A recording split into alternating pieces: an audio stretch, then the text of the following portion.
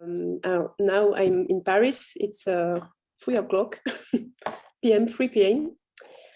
Afternoon. And so I'm a professional cellist.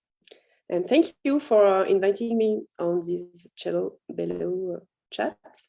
Always very nice to talk about our job and our passion, and to talk about cello, to talk about music, and also society, because our place in the society. I know there is a lot of people from US, if I understood well, and probably other countries. So I don't know how is the situation in US for now. In France, now we have concerts with audience. Everything is open, so it starts already like normal, like it was before the COVID crisis. And which is maybe interesting to talk about for me. It's that I have a seat in Opéra de Paris Orchestra, which is a very nice orchestra, very nice house, big, as you maybe know. And I work there since 2 years now. Before that, I was in a military orchestra, so it was really, really different.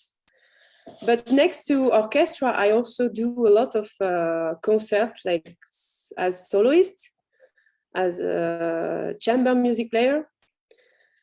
Sometimes also I teach for private lesson or masterclass. So this is a subject I would like to talk about, is the meaning for us for a musician, not especially for cellists, but for all professional musicians, to have several jobs or several activities, musical activities. I don't know how it is in other countries, but in France, I think that the technical level in cello are better than maybe 10 or 20 years ago,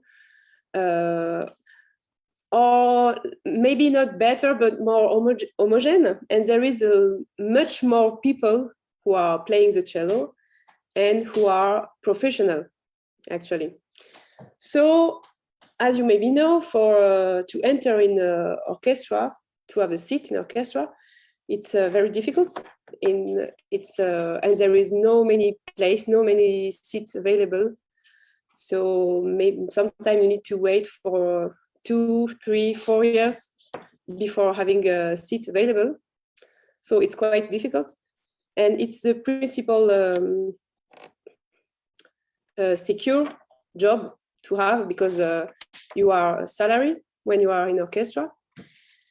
And next, but my question is that enough to be a cellist inside the orchestra or not?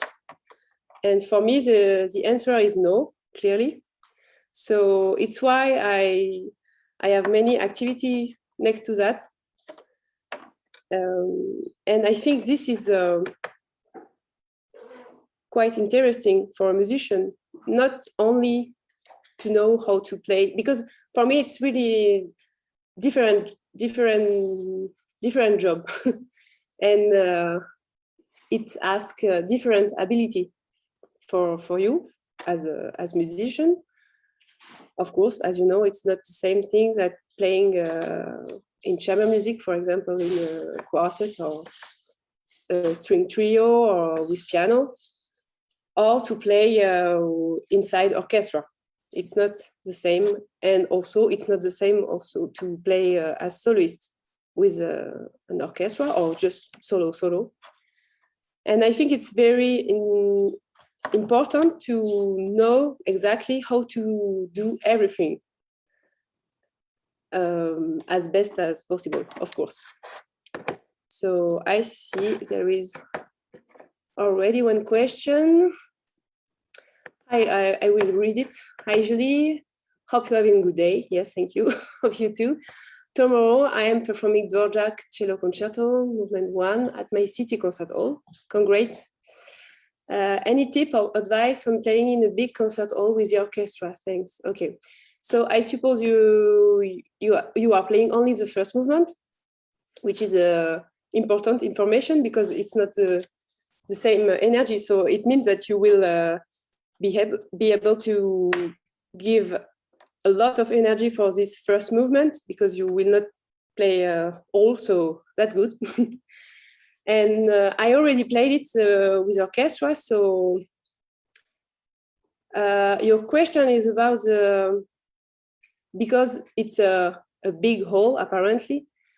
So in France, since some years, I already hear people who are saying that your instrument, for example, when you are looking for a new cello, a new instrument, that the most important is the projection. And I think it's quite important, but for me, most important is the timbre, because if you play with really deep and nice color in your sound that you will manage to have with your bow, for example, it will touch much more people rather than if it's just powerful sound. For me, it's important that it's beautiful sound and of course powerful, but normally the orchestra will really adapt with you. And this concerto particularly is very well written by the composer. So normally, if you really take care about the quality of your sound and the beauty of your sound, and of course it's evidence, but to try to be as much as relaxed as possible with your arms, I think you will manage to project the sound and as you want. Another question: what artists have been most influential to you in your life so far? In what ways have they affected your approach to music? It's an interesting question. Immediately, I thought that a teacher I had his name is Gary Hoffman, that you probably know, and also Truls Mork, that I have chance to meet during a masterclass.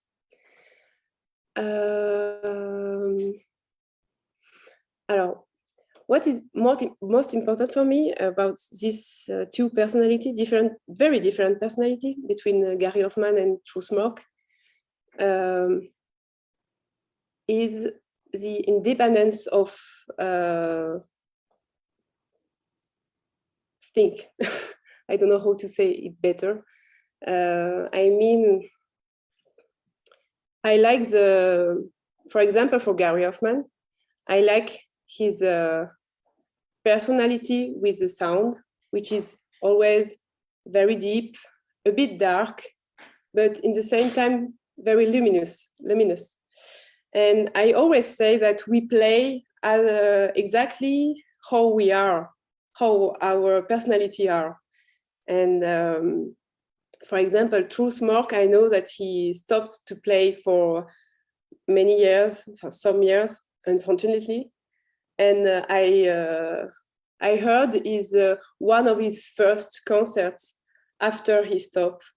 And I'm sure this period during he was not playing, he was not able to play, changed a lot, certainly, his personal life and his way of thinking. And I really like the authenticity of his play. This is something, and I'm sure he's always looking for beauty, and beauty especially in the sound, which I was talking about, the Dvorak concerto. So yes, it's an example. Alors, another question from Nathan Spring. Teaching is an integral part of a musician career. How did you begin and develop your pedagogical skills, and how have they evolved over time? Alors,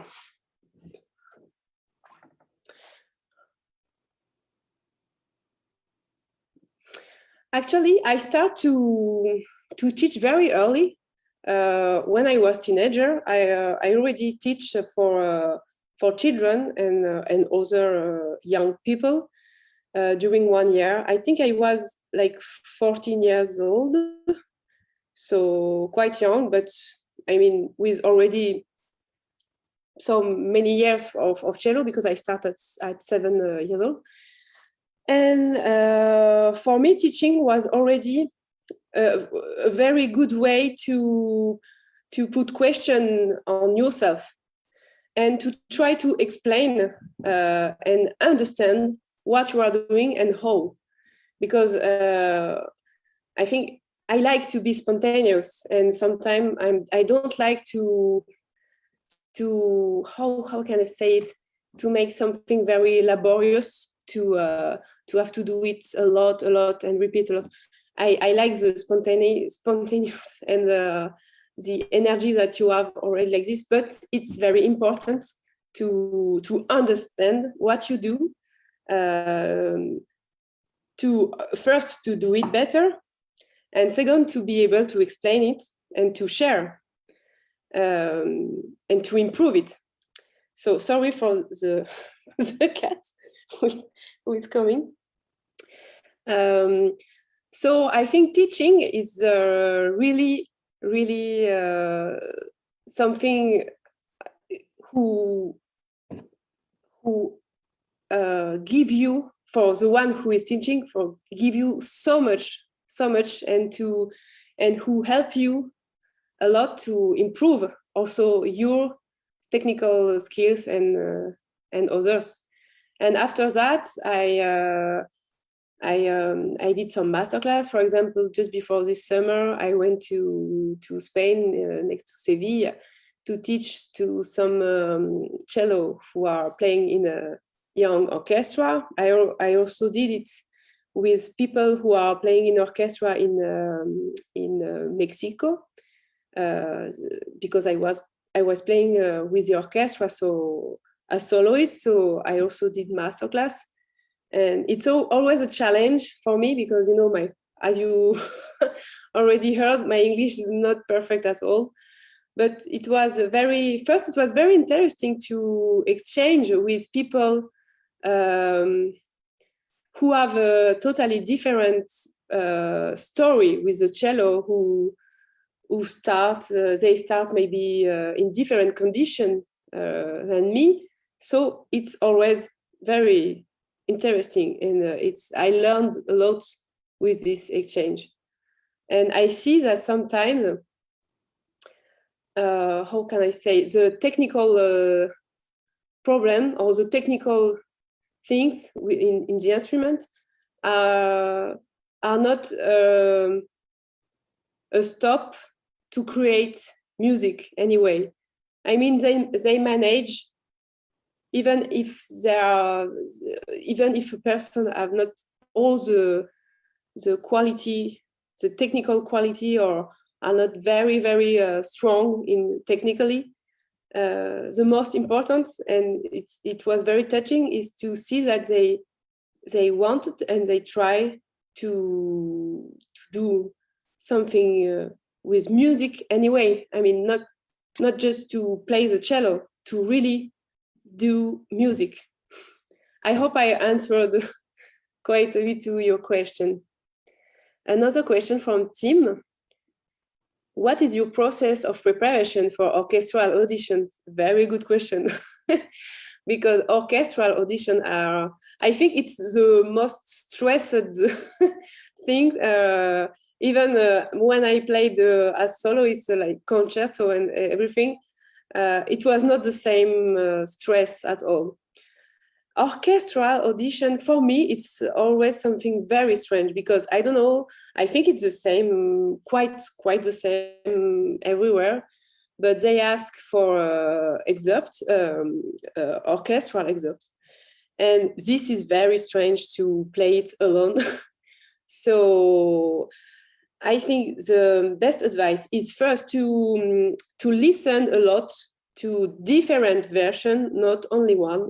Otherwise, you record in your mind only one or two versions. So try to listen to many versions with the orchestra. Try to maybe sometimes to play with the music behind you. I mean the sound of orchestra, and always imagine it to play inside the orchestra, even when it's a solo. Of course, it's not the same seat when it's for a tutti seat or soloist seat. And it depends of which orchestra, of course, but I think they always ask for something very rhythmical, strict, very clean, very, very clean.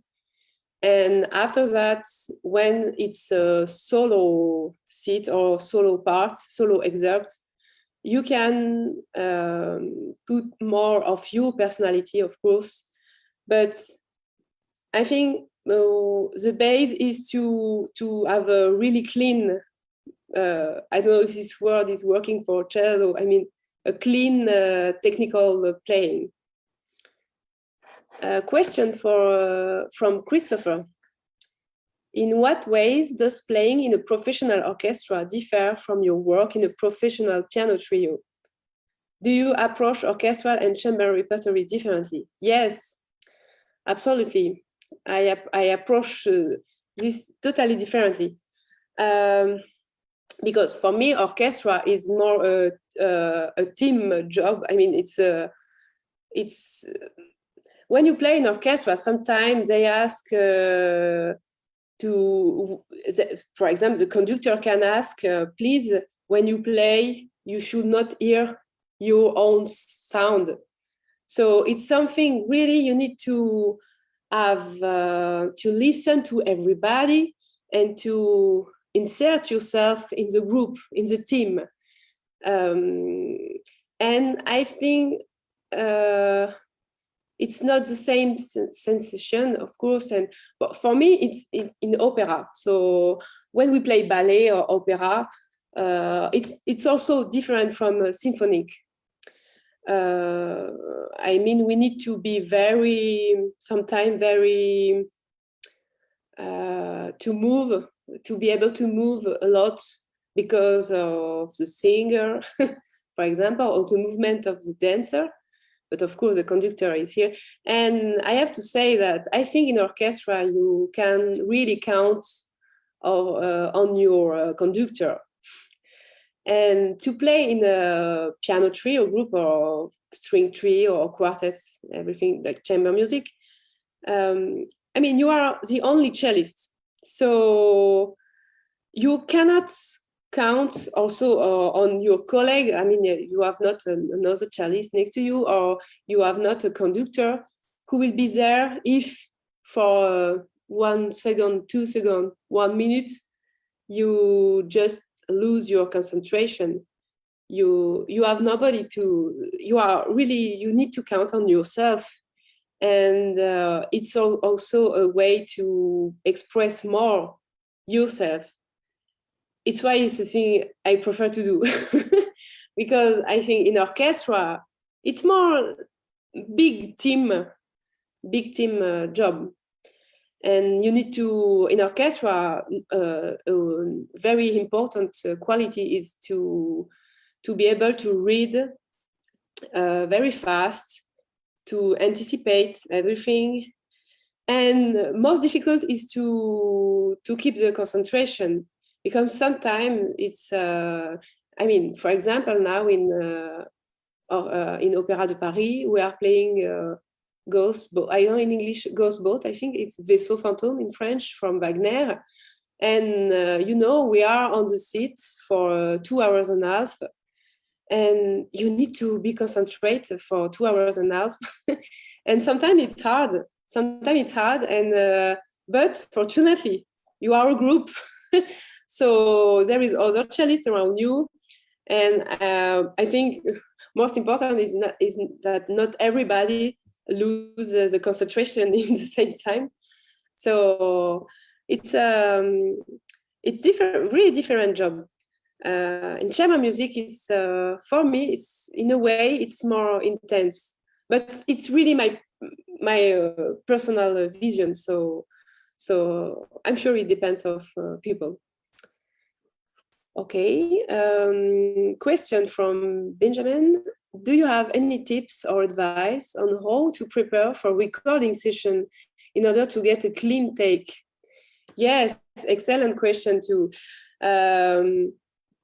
Recording session are really special things because you need to put your energy for a very how can I say, not very short time, but very very intense time, because it's like if you try to make something perfect in few minutes, it's quite I mean, if you think about it, it's just like impossible. But a good exercise to prepare to this is, I think, to try to play from beginning to the end, for example, many days before. I don't think not necessary only practice small parts, because for a recording you will feel better if you play for long parts, even if you will stop and you will do some patch, some correction. Of course, it's why it's a recording. But I feel it will sound better if you can play big parts. Not, of course, it's impossible to play perfectly from the beginning to the end if it's a concerto, or anyway, even a small piece for 10 minutes. Because I think record something changed a lot compared to many years ago. And it remembered me that I was talking about Truls Mork and Gary Hoffman before. But one cellist I also adore is Pablo Casals. And when you hear when you listen to some old recording, you can notice that nothing is like perfect technically, but it does not disturb you because it's an old recording. And I think before, technically, they could not do all these cuts that we are able to do now with new technology. So now, when you record a CD, you and everybody expect that it will be really clean, really perfect. But after, I mean, it's quite new vision, so it depends of you. And I think the most important is to try to keep the musicality and not think only about technical things. So it's why it's important to prepare before to play it, really to play, and not only practice small excerpts. I hope I answered to your question. Alors, question from Meredith. What is your practice routine like? How do you keep such a vast amount of repertoire in your fingers? Yes, good question. I'm not a good example of of a good student, because I don't really like to do like a lot of exercise to warm up a lot. But it's not that I don't like, it's also because I don't have time, because I have this seat in Paris Orchestra. I have to prepare the concert. I have a family also, so it's so I always try to be very efficient. So, and I think it's the most important, to be efficient and regular. So it's why I don't like to stop to play the cello, to practice for a few days. I try, even if I don't have a lot of time, I try really to practice every day. And also because when you play inside the orchestra, and sometimes you don't hear what you play, for example, in Wagner, that we are doing right now in Opéra Paris every night, you know, sometimes it's so loud that you cannot hear yourself. So it's important to always then play alone for you to practice to clean, okay, to remember, okay, this is my sound, okay. And about the repertory,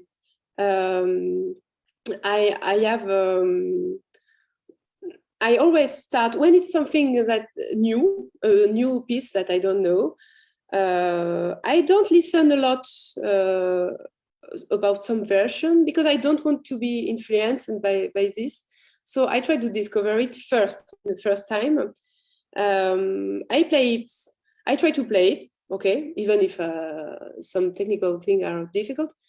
Then I start to do a slow practice that you probably know, and to look at different parts I know I will need to practice. I mean, not necessarily always start with the beginning, because sometimes you start with the beginning and then you need to stop because you have to go, and the day after you start again from the beginning. No. So I try, sometimes I start with the end, okay? For example, now I am practicing a Schumann cello concerto because I will play it in December. So you see, I start now, I already played it, but like a few years ago. So I start to practice now, even if the concert is in 2 months. If I know that I have, for example, in April, so next year I will play a Haydn cello concerto that I record. So I will not start now because I prefer when it's still fresh in my mind. But of course, you need to prepare a bit in advance. And I think that when you prepare something, you start like this, okay, it's going like this, then you have a certain level that you like and you can stay a bit like this. And then if it starts to slow down a bit, so is this moment you need to go back to the technical thing, slow, always to clean tune all the movement you need to do, because this is the first thing you lose. I mean, so, and sometimes also it's when you have time, it's important to, okay, you practice for some days, some weeks, then you stop, you start something else, to practice something different, and after 1 week or 2, you start again with the pieces you were practicing before. And in my opinion, it's good to stop because it's good to just let the work you did a bit in peace, and to refresh your mind after with that. I hope it was quite clear. Sorry again with my English. Alors, this was Meredith. Okay, a question from Anna. Hi, Julie. Thanks for hosting this CelloChat. You briefly mentioned teachers and their backgrounds, German versus Russian versus French, etc. In your experience, what are the differences between teaching styles? I'm not sure to understand the question. What are the differences between teaching style? You mean to teach a different style of music? I think there is also a French style. I mean, you are right. There is so many different styles. But for me, it's not necessarily a question of country. Actually, it's more about personality. And it's interesting that sometimes when you listen to a cellist without knowing who is, you can recognize, because of the style. So I think the most difficult is to teach. It's interesting to teach when it's you who are teaching, to teach to your student to reveal and know his own personality. This is hard because he will make some choice that maybe you will not approve. I mean, or you will not really like his style or his. But it's important to give the chance to students to learn about themselves and not necessarily, you know, play in the style of somebody or in the style of this country. It's my opinion, of course. I think it's more difficult and more interesting to find your way, your personality. And, you know, we are talking about cello, but I mean, it could be another instrument. I think we are all agree to say that we are talking about music and life, and this is most important. It's just a pretext, it's just a way to express yourself. The cello is just, yeah, it's just a way to do it. But most important is to be able to share your personality with the people who are listening to you, who are interested to listening at least, and to transmit your emotion about yourself, your life, your personality. And yes, I think it's the most important. Okay. Alors, question from our YouTube live audience. Hi, are you the cello teacher for the Young Andalusian Orchestra? Yes, I was in June before summer. Okay, question from Robert. You have generously posted on LinkedIn many video of yourself at home playing a short piece, and you know have 27,000 followers there. Okay, what inspired you to start posting these videos, and how have these videos changed your connection with your audience? Yes, LinkedIn changed some things for me. I started during the first lockdown, actually.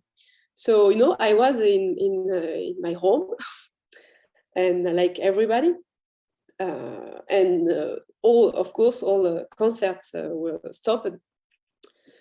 And I used to have I'm very active, and I'm always working on new projects and everything. And so, okay, suddenly everything is stopped. And I was thinking, oh, I need to keep motivation to play the cello and not just stay and waiting for in the sofa. And so I have this idea to start video. Actually, before I would never do it, because before that I was not too shy, but you know, I was too preoccupied by the quality of the video, and I was thinking, okay, you know, I don't have a professional camera, I don't have a professional microphone, so if I post something I did with my phone, it will really not be a good quality, so it will be bad for my I don't know, my reputation or whatever, my image, the image I wanted to transmit to people. So, and during the lockdown, I was, okay, I don't have microphone, I don't have camera, but I have my phone. And okay, I will try to do something, even if it's not a perfect professional video. Let's try. And it was a very good exercise. And it's also an advice I can give to you to practice. Record you. It's not easy to do, but you need to do it sometime, to record, and also sometime in video, not only the sound. It's not to do exercise of to see to just to look at you after you play. Oh, I'm beautiful, I play. No, it's not that at all. It's just that it's very interesting, and you will learn a lot about yourself. And also when you record, and then you listen to it, you will say, oh, I'm playing like that, or I'm playing, oh no, this, I don't want to do it like that. I was thinking I was taking more time in this moment, but finally it doesn't sound like this. So it's really good exercise. And about LinkedIn, actually, I started to post on LinkedIn, but I was also posting this video on Facebook, Instagram, and other. And on LinkedIn, it was very interesting because I think there was a lot of people who sometimes who never heard the cello like this, like as a solo, who didn't know about classical music. And it was a way to show what I do, or to show what I like, what I am trying to do, like music, in a way very transparent. I mean, very unconventional, maybe, I don't know, but very simple in a way, very simple, with just, just a phone. So, and of course, also it was a good exercise because I mean, I don't play only one time and it was perfect. No, of course not. I was playing many times with the phone until I managed to have a good version. Maybe not perfect because it's always hard to play perfectly, but okay, this version, it's okay. I want to play like this. And actually, it's also good for the person who asks about how to prepare for a recording session. It's a good exercise to record even with your phone before the few days before, a few weeks, start to record. Because when you have the camera or the microphone, you immediately change the way of play. I mean, you much more concentrate.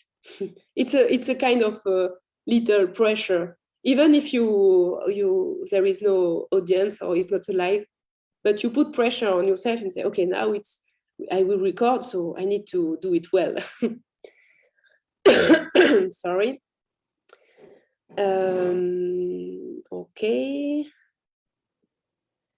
Alors, question from Elisabeth. I'm not sure if anyone has asked, but what brand of string and rosin do you prefer? Ah, yes. Good question. I'm not, I mean, I have some strings that I really like, which I'm not playing right now on this, but it's olive string because it's mix between goat and metal. And actually, it was Gary Hoffman who is playing this string, and I think it's a good compromise. Not that I'm not particularly playing a lot of Baroque music, but I like the idea to have a compromise between pure metal and goat. So I really like these strings, and they are well mixed with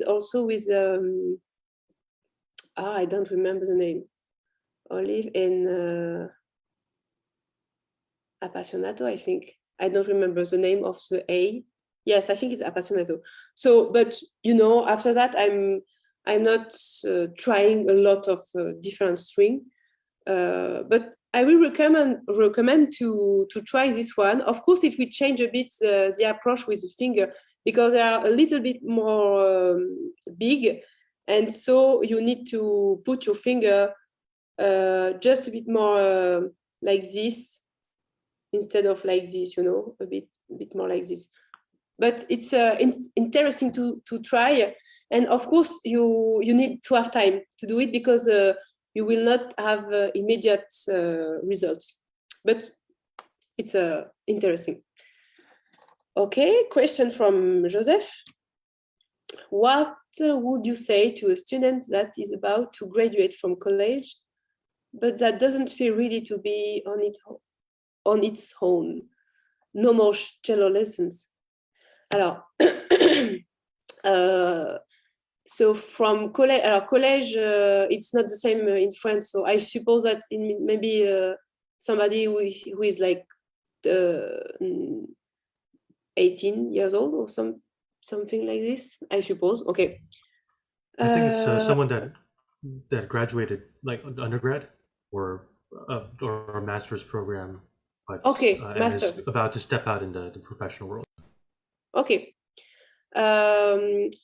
You know, I think he should not be afraid because I think I made a lot of progress when I stopped to have a cello lesson, actually, because I think it's a different time. When you have a cello lesson, you are influenced, of course, in a good way by your teacher, by people who are listening to you, etc. But you are supposed to try to know how to practice alone, and it's so good to be free, really, to practice and to just. I mean, you will not have your next lesson next week, so you will not be supposed to play maybe as your teacher expected, or no, you just need to do it for yourself and by yourself. And I can understand he can be a bit afraid about that, but I'm sure he will appreciate because for me it was really a period, a revelation. I mean, really, I think it was the period I made the most of progress in my aptitude, when I started to be alone, and also it was a period I started to understand some things that were teaching me my past teacher, and you know, sometimes you need time to understand things and to digest. And so, yes, I think it's a very nice period when you know that, okay, after that you will be maybe alone but free. Okay. Question from somebody. Hi, I wonder what's your approach to improving your spiccato. I'm practicing orchestral excerpt and I've been struggling with the Mendelssohn Scherzo from Midsummer Night's Dream. Yeah, thanks for your help. Yes, this is it's a nice excerpt. First, I think if you think too much about it, you will not manage. I mean that it's supposed to be something natural.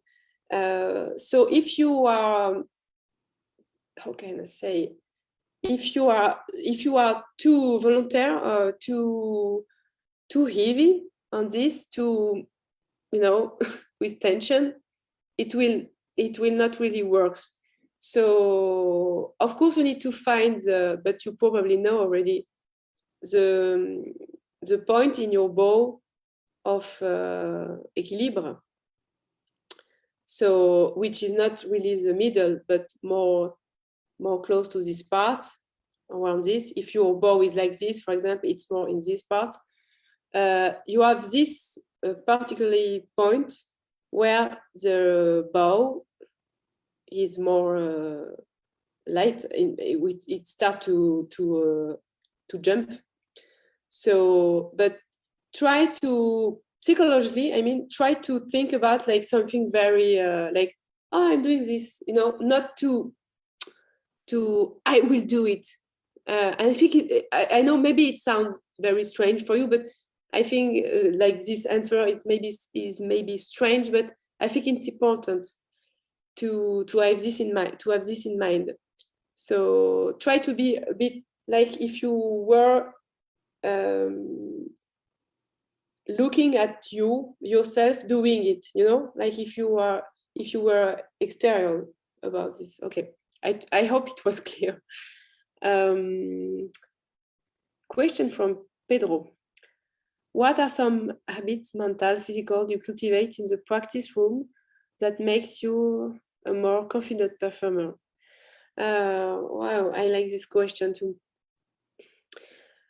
I always, when I prepare something, a concert audition anyway, I do a lot of mental preparation, and it's important to do projection in your mind, you know, to imagine you in the room, to imagine to the feeling you will have, and to accept also you will be stressed because it's not something bad to be stressed and to feel. In French, we say le trac, when you are very nervous. I think it's something normal. It's also because you want to do it well, and this is positive. So I always do a lot of mental preparation with this, and to try to always stay in a positive way. Okay, why I do this? Very important question. And not, okay, I will play the cello. No, I will do a concert. This is fantastic. It's a big change. I mean, so try to project you in the room, and to enjoy the fact that some people will listen to you. I mean, it's rare. I mean, it's not everybody has a chance to be listened by people actually, and listen really in a good way. I mean, it's you will show about your personality, and of course it's hard, and it can be something who make feel you afraid and nervous about, but I think it's a big change, really.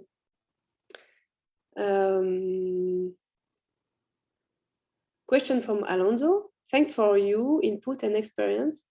You're welcome. What do you think of modern and contemporary cello repertoire to be taken solo or in ensemble in this transition from video conference and or live, or even mixed and mode concerts? But I think we need to adapt to the time we are living, and I don't think we need to do to try to do special things just because it's cool or it's modern.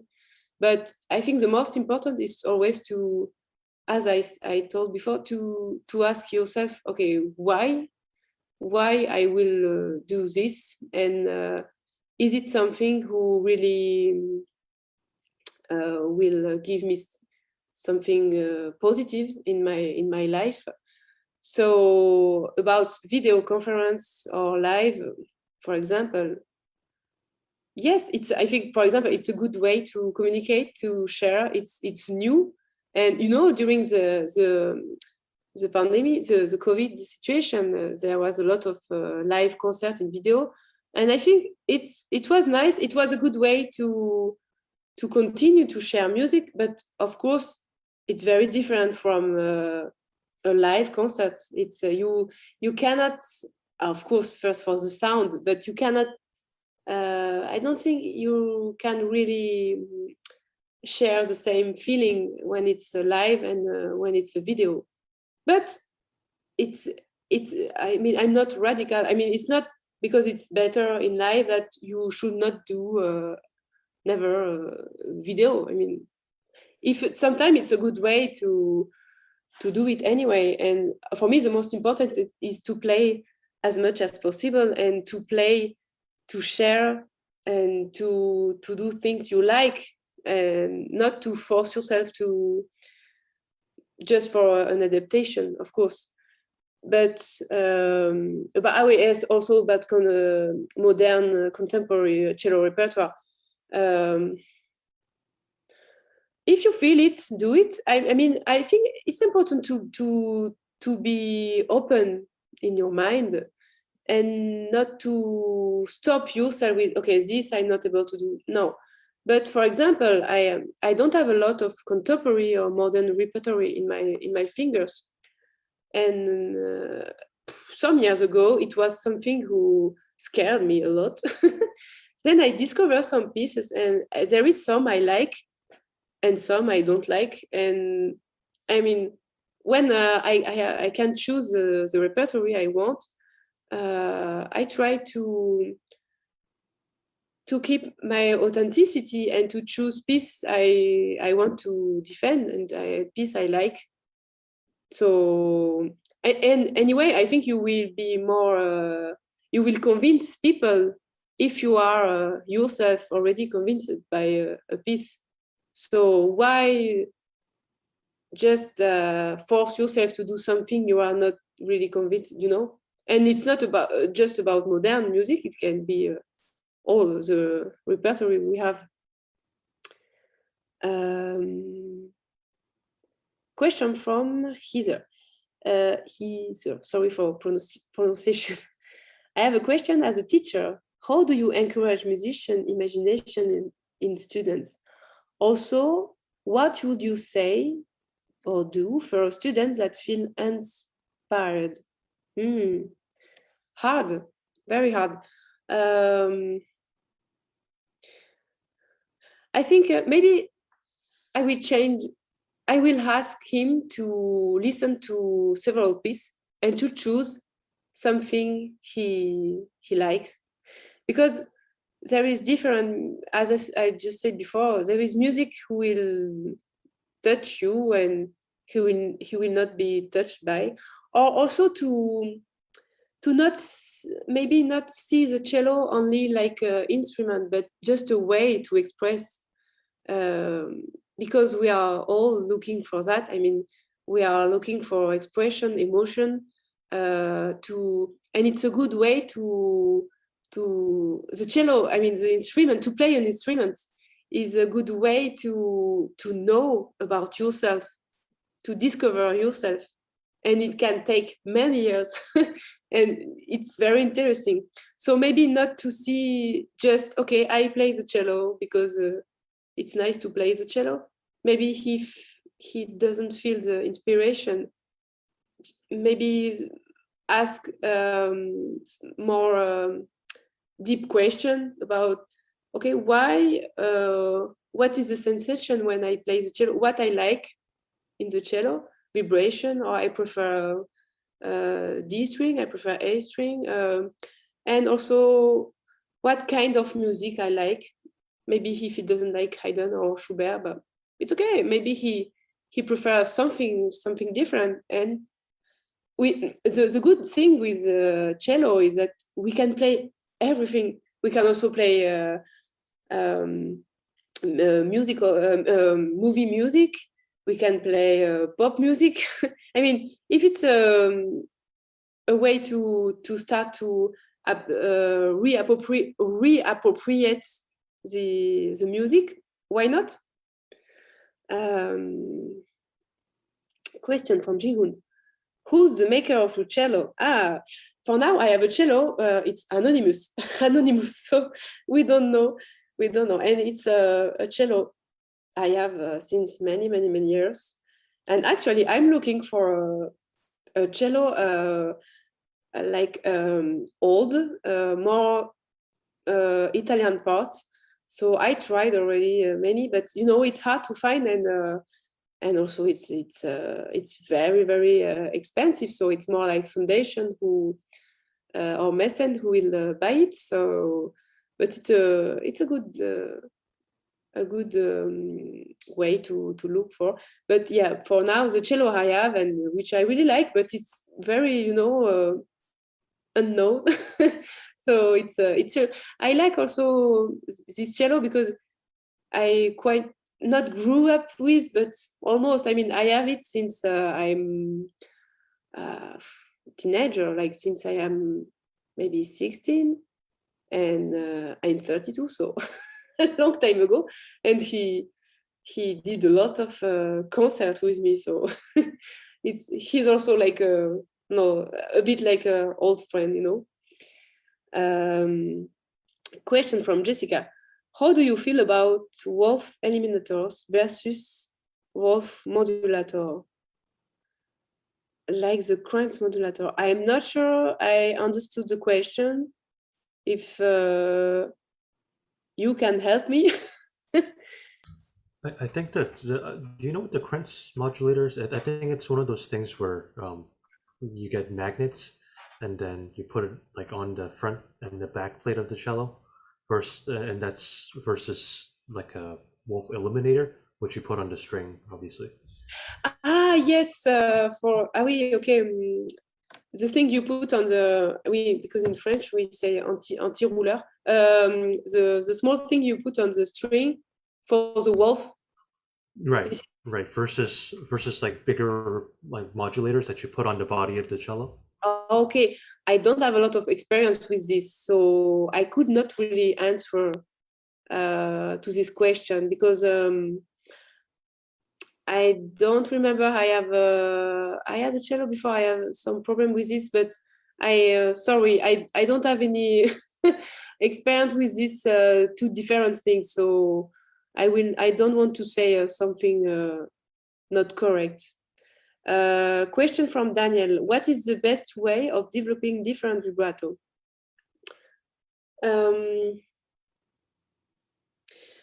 I think it depends of. It's a good question because there is a lot of cellists we listen to. I think that who keep always the same vibrato, and it's hard actually to change when you have you manage to do one that is you own that you like, but it's very interesting to try to change. Inside the piece you are playing, for example, Dvorak, like we were talking about at the beginning, Dvorak concerto. There is the intensity of the vibrato is very important. It doesn't make the same effect at all if you play like this or more large, okay? And for me, it's a bit like a voice, so you need to adapt it to the different place inside the work you are playing. Depends to which feeling you want to transmit. If it's some for example, if it's a piano and you with the vibrato very tight like this, it will be more how can I say, more intense, more not strange, but more anxious or melancholic. And if it's larger, it could be, and forte, for example, it could be, or even if the larger in the piano. Actually, it's interesting to try different depends to the dynamic and to the intensity and the curve, the way you are doing it, it will change a lot. So it's interesting to try several. I hope I answered to the question. And the best way of developing it's listen to what you do. And for about just movement, I mean, you can. I remember when I was a child, my teacher learned to do it first like this, like a slow movement, and then to stop and to try to recreate this movement, but just with your hand. So the inclination of your hand is also important, not to be too rigid. But you really need to try a different way and to listen, to listen and to find the way you like, and to adapt and to have different way to do it, because you cannot have only one vibrato. It's fine, you can, but it's speedy. It's okay. Question from somebody: what are the positive effects of working with artists from other fields? Alors, I just need to check the word. Feed. Okay. Okay, I understand. Okay. Anyway, I think it's always interesting to work with different musicians, because you meet personality. you meet. And I don't know about you, but for me, it's better to immediately start to play with somebody rather to discuss with the person, because you will immediately feel the connection or not. You will immediately understand if the person is open-minded or not, if he or her or she is listening to you or not. And it's a really, I mean, it's like when you meet people, just it's always something interesting, and I think it's really to play the music with these people is the best way to know them. Actually. Question from Claudia. Hi Julie, do you have certain preparation before each concert to help ease stage anxiety? Yes, I was a bit talking about this a few minutes ago, because I was saying that how can I say that? Don't be afraid to be afraid. I mean, it's normal to have this to be afraid, and of course we always need to ask ourselves why we are afraid, and to have some reason. But don't try to just eliminate it. I think it's normal to be anxious, because I mean, when you have a concert, you will expose yourself. But as I say, I always try to see it like a very positive things. And I'm always very excited about, and even when I am a bit nervous, and sometimes I'm afraid, you can be afraid to disappoint yourself or to disappoint people. But I think it's very hard to be objective. And I think the most important is to prepare yourself to be able to play without to forget the technical things. Because, okay, when you practice for many hours, just trust yourself. It's very important to trust yourself. Trust your past, trust your technique skills, competence, and just think that you are very lucky to be able to play music. I mean, not everybody can do it, so it's chance. Yes. So, and as I said before, try also to imagine you in the room or in the hall you will play, to recreate this. Close your eyes, and when you start to play, how you will feel. And of course you will maybe feel nervous, but it's okay, it's normal. Everybody, I mean, if you don't feel anxious or at all, maybe it's because you don't care. But no, you care about your concert, you care about the beauty of what you do and what you try to do. So yeah, it's always positive. Okay. Question from Michael. How has your perspective as a musician and artist changed throughout your career? Yes, at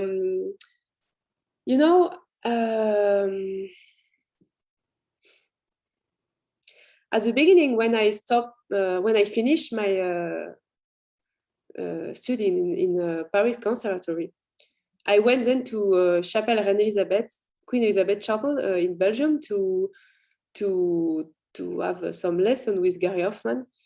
And at this period, I was, my family is not, they are not musicians at all. So it's, as you know, it's a particularly word about professional musician. And when you don't know the code, when you don't know how it's working, and I think it changed a lot between our generation, between the teacher I had and now. It's very different. Of course, the world changed, the professional world changed. So I was thinking, okay, I would like to play soloist. I would like to play chamber music, orchestra. Why? Okay, why not? I was not sure, and then okay, but you need to just to live. So I start to do orchestra competition. I have this seat in Garde Républicaine Orchestra, then in Opéra de Paris, and I'm very happy about that. But I realize that there is first when you finish your studies and you start to do things to just to on your life. I mean, you don't only do things you like.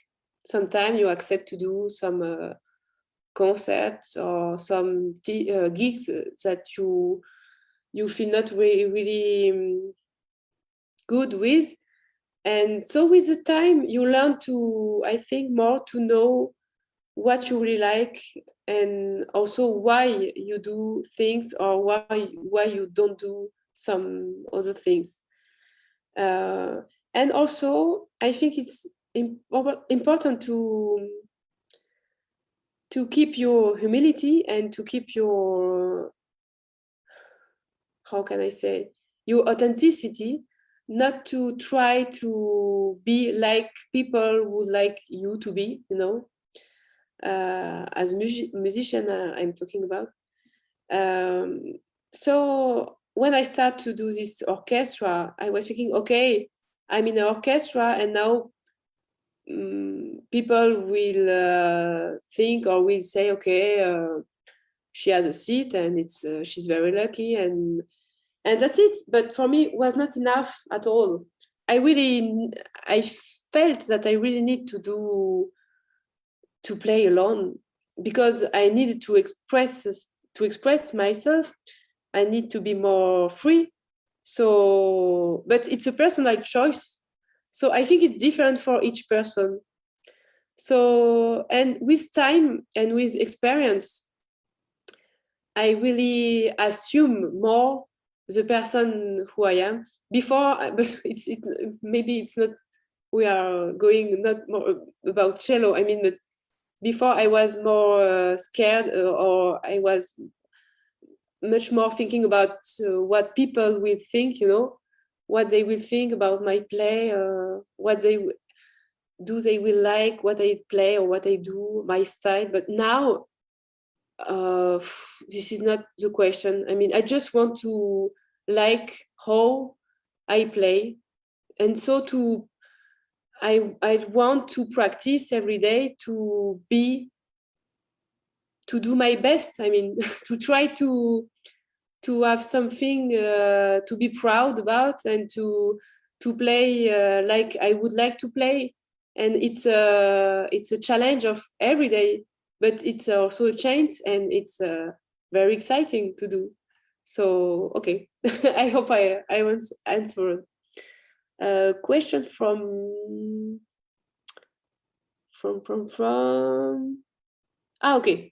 I think that marks the end of the question. Okay, so it's the end of the question. Could you please encourage people? Yeah, of course. Okay, yes, time already. I talk a lot. Thank you, everybody, for all the questions. Were very interesting. So thank you a lot.